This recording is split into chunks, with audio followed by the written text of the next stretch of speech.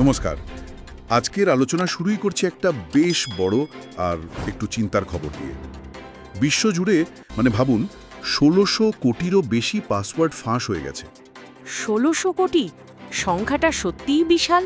হ্যাঁ, ভারতের সাইবার সুরক্ষা সংস্থা সার্টিন সম্প্রতি এই বিষয়ে একটা জরুরি সতর্কতা জারি করেছে।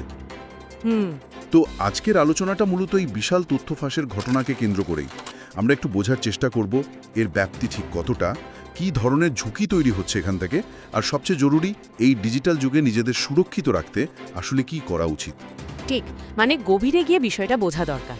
একদম। চলুন বিষয়টার গভীরে গিয়ে আলোচনা করা যাক। ১৬০০ কোটি সংখ্যাটা শুনলেই কেমন একটা লাগে, তাই না? ফাঁসের পরিধিটা যে কত বড়। ঠিক। আর দেখুন, শুধু পাসওয়ার্ড নয় কিন্তু তালিকায় আছে ইউজার নেম, ইমেল আইডি, এমনকি কিছু ক্ষেত্রে ভাবুন ব্যাংকের তথ্যের মতো সংবেদনশীল জিনিসও। হ্যাঁ, এটাই সবচেয়ে ভয়ের জায়গা।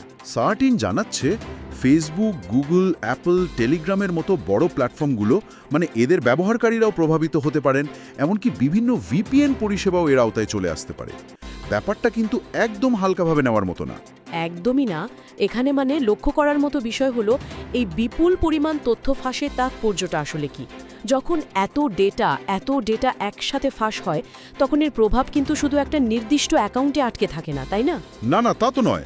সাইবার অপরাধীরা কি করে, তারা এই ফাঁস হওয়া তথ্য, ধরুন ইমেল আর পাসওয়ার্ডের জুটি, এগুলো ব্যবহার করে অন্যান্য ওয়েবসাইটে বা অ্যাপে লগ ইন করার চেষ্টা করে। এটাকে বলে ক্রেডেনশিয়াল স্টাফিং। এটা তো খুব বিপজ্জনক তাহলে। খুবই বিপজ্জনক, কারণ অনেকেই তো আমরা একাধিক জায়গায় একই বা প্রায় একই রকম পাসওয়ার্ড ব্যবহার করি, তাই না? হ্যাঁ, এটা একটা খুব কমন সমস্যা। মনে রাখার সুবিধার জন্য অনেকেই করে। ঠিক, আর সেটার কারণেই ঝুঁকিটা অনেক বেড়ে যায়। এর ফলে বেশ কিছু মারাত্মক ঝুঁকি তৈরি হয়।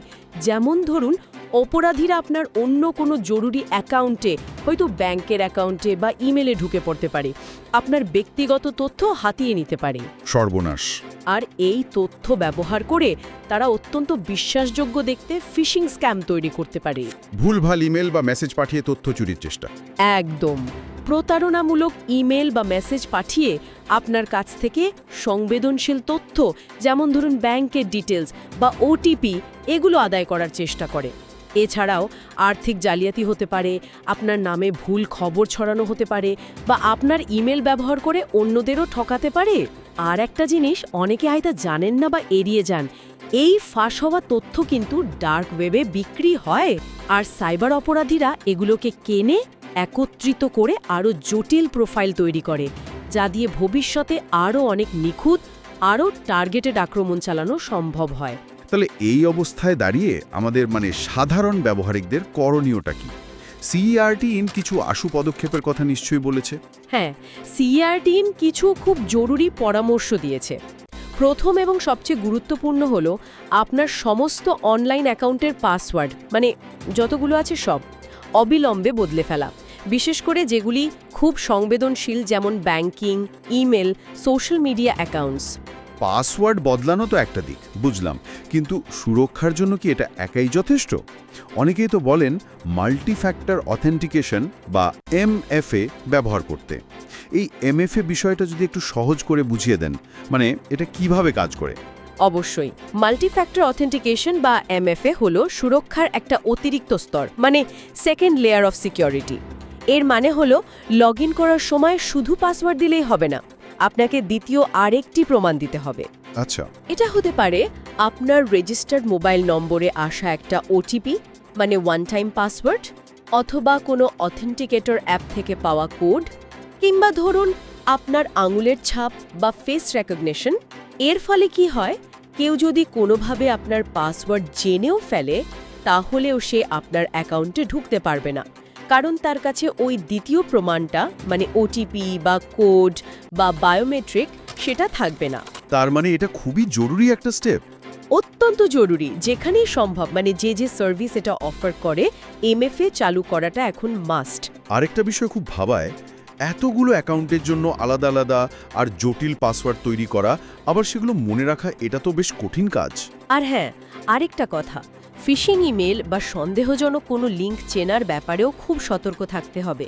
কোনো অচেনা বা একটু সন্দেহজনক দেখতে লিঙ্কে ক্লিক করা বা অ্যাটাচমেন্ট খোলা, এগুলো একদমই উচিত নয়।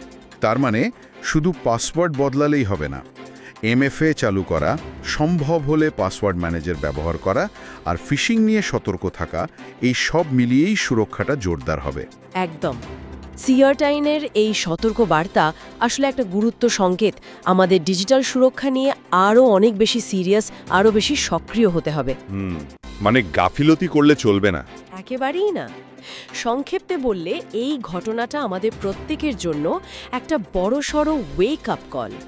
ব্যাপারটা শুধু কিছু পাসওয়ার্ড ফাঁস হওয়া নয়, এটা আমাদের সামগ্রিক ডিজিটাল অভ্যাসের দিকে, আমাদের অনলাইন বিচরণের পদ্ধতির দিকে আঙুল তুলছে।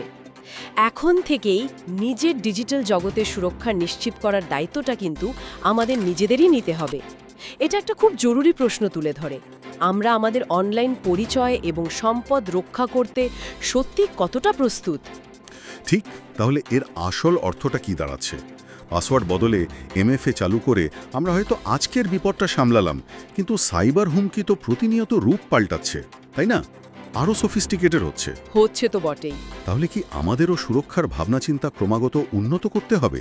মানে আজকের নেওয়া পদক্ষেপগুলো কি আগামীকালের নতুন কোনো হুমকির জন্য যথেষ্ট হবে? এই প্রশ্নটা হয়তো আমাদের সবাইকে একটু ভাবার খোরাক যোগাবে, তাই না?